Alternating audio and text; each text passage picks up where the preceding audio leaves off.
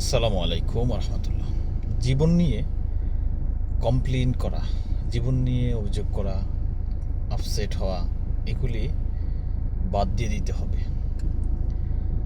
কারণ হয়েছে, দেখেন, নবী ইব্রাহিম আলাইসাল্লাম যখন জমজমের যে স্থানে ইসমাইলকে রেখে আসছিলেন, পরবর্তী সময়ে ইসমাইল আলাইসাল্লাম ওইখানে স্থানীয় একজন মেয়েকে বিয়ে করলেন। তারপরে ওইখানে ইব্রাহিম সাল্লাম তাকে দেখতে গেলেন, গিয়ে জিজ্ঞেস করলেন যে তোমরা কেমন আছো। সার্বিক হাদিসের ভাষ্যটা হচ্ছে এটা, যে সার্বিক পরিস্থিতিটা তোমাদের কেমন যাচ্ছে, ভালো কিনা খারাপ। তো ওই ইসমাইল সাল্লামের ওই স্ত্রী, উনি কিন্তু তখন এই জীবন নিয়ে যত কমপ্লেন, যত অভিযোগ, সেগুলি তখন বলছিলেন যে হ্যাঁ, আমরা আছি কোনোরকম, আমরা ভালো নেই, আমাদের অভাব অনটন থাকে, তার সংসারের প্রতি তেমন একটা আগ্রহ নেই, তো আছি আর কি, যেটা আছি এটা ভালো বলা চলে না। তো আপনি কে? তো উনি বললেন যে যখন তোমার হাজবেন্ড আসে তখন বলবা যে আমার এভাবে এভাবে বলবা যে আমার অমুক আসছিল এবং বলে গেছে যে তোমার ঘরের এই ফ্রেমটা, চৌকাঠটা চেঞ্জ করার জন্য, পরিবর্তন করার জন্য, যাতে বদলাই ফেলে। তো ইসমাইল সাল্লাম যখন আসলেন তখন ঘটনা বললেন, এবং ইসমাইল সাল্লাম প্রথমে বুঝতেছিলেন না যে আসলে ঘরের ফ্রেম, চৌকাঠ বলতে কি বোঝাইছেন। পরে বুঝতে পারছেন যে চৌকাঠ চেঞ্জ করতে বলছে মানে তোমাকে তালাক দেওয়ার কথা বলা হয়েছে। তালাক দিয়ে দিলেন এবং পরবর্তীতে উনি আবার বিবাহ বন্ধনে আবদ্ধ হলেন। সেম কাহিনী, সেম স্টোরি হইল। ইব্রাহিম আলাইহিস সালাম তখন আবার ইসমাইল আলাইহিস সালামের ঘরে আসলেন। ইসমাইল আলাইহিস সালাম ঘরে ছিলেন না, ওনার ওয়াইফ ঘর থেকে বের হলো, জিজ্ঞেস করা হলো তোমরা কেমন আছো, আগের মতোই। তো উনি সর্বপ্রথম আল্লাহর শুকরিয়া আদায় করে বলেন আলহামদুলিল্লাহ, আমরা ভালো আছি, আমাদের অভাব অনটন থাকলেও আল্লাহ আমাদেরকে যে অবস্থায় রাখছেন আলহামদুলিল্লাহ আমরা ভালো আছি।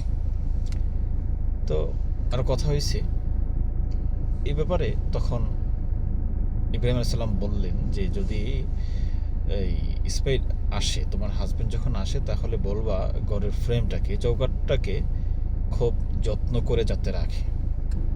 তখন ইসমাইল আলাইহিস সালাম আসার পরে এই ঘটনা বলছে যে এই চৌকাঠটা যত্ন করে রাখার জন্য। ইসমাইল সাল্লাম বুঝলেন এবং বললেন তার স্ত্রীকে, দ্বিতীয় স্ত্রীকে বললেন যে চৌকাঠটার কথা যে বলা হয়েছে সেটা হচ্ছে তোমাকে খুব যত্ন করে রাখার কথা বলা হয়েছে।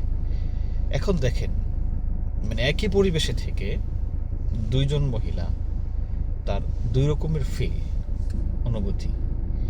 তো জীবন নিয়ে যখন কোনো অভিযোগ করবেন আপনি, তখন আপনি হ্যাপি হতে পারবেন না। আমার এটা নাই, সেটা না, এটা কেন হইল না, অমুকের গেলেই হয়, আমার হয় না। এই অভিযোগগুলি করা উচিত না। আবার এই হাদিস থেকে আমরা একটা রং ইনফরমেশন নেই, যে আমরা মনে করি যে শুধু এটা মহিলাদেরকে, যারা স্বামী স্ত্রীতে মনোমালিন্য হয় তাদের ব্যাপারে বলা হয়েছে, যদি কথা না শোনে বা দুনিয়ার বর্তমানে কোনো পিতা বাবা যদি বলে তোমার ওয়াইফকে, স্ত্রীকে ছেড়ে দাও, তাহলে ছেড়ে দেওয়ার কথা বলা হয়েছে। এটা শুধু জেন্ডারকে উদ্দেশ্য করে না, এটা হাদিসের শিক্ষাটা হচ্ছে আমাদের সবাইকে ওই শিক্ষাটা নিতে হবে যে কোনো কিছুর ব্যাপারে অভিযোগ করা যাবে না, জীবনের কোনো কিছুর ব্যাপারে আল্লাহর শুকরিয়া আদায় করতে হবে। তো এ ধরনের শিক্ষা আমাদের নিতে হবে। আমরা যদি মনে করি যে না, সেটা শুধু স্ত্রীদের তালাক দেওয়ার জন্য না, এটা হাদিসের শিক্ষা শুধু ওইটা না। আমরা সবাই যারা মুসলিম মানব মণ্ডলী, সবাই এখান থেকে এটা শিক্ষা নিতে হবে যে জীবনের প্রতি আমাদের এত যে অভিযোগ, সে অভিযোগগুলি করা যাবে না।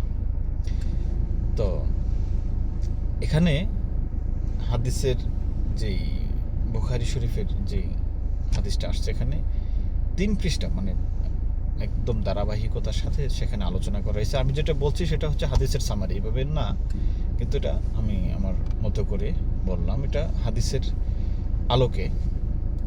তো সর্বোপরি কথা হচ্ছে যে জীবন নিয়ে এত মানে অভিযোগ, এত কমপ্লেন করা যাবে না।